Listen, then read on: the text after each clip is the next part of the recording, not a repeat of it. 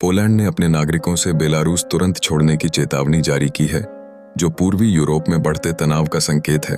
Polish विदेश मंत्रालय ने पुष्टि की है कि सुरक्षा स्थिति बेहद अस्थिर हो गई है और किसी भी समय गंभीर संघर्ष या आपात स्थिति का सामना करना पड़ सकता है।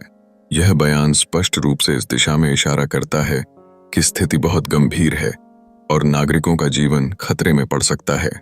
विशेषज्ञों के अनुसार रूस और नाटो देशों के बीच बढ़ते तनाव का सीधा असर बेलारूस और पोलैंड पर पड़ सकता है। रूस, जो बेलारूस का गहरा सहयोगी है, ने हाल के वर्षों में अपने विभिन्न सैन्य और राजनीतिक आंदोलनों से तनाव को बढ़ावा दिया है।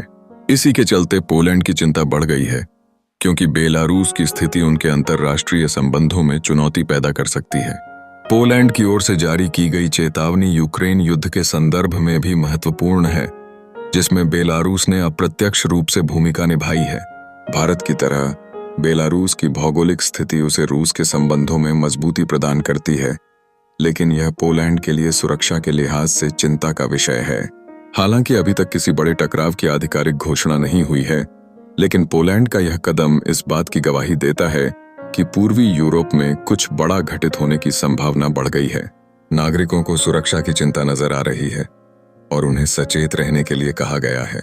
इस तनावपूर्ण परिप्रेक्ष्य में देखना यह होगा कि क्या अंतर्राष्ट्रीय समुदाय इस संकट को समाप्त करने के लिए कोई ठोस कदम उठाता है। ऐसे समय में जब वैश्विक राजनीति पहले से ही चुनौतीपूर्ण दौर से गुजर रही है, पूर्वी यूरोप की स्थिति और अधिक जटिल होती जा रही है।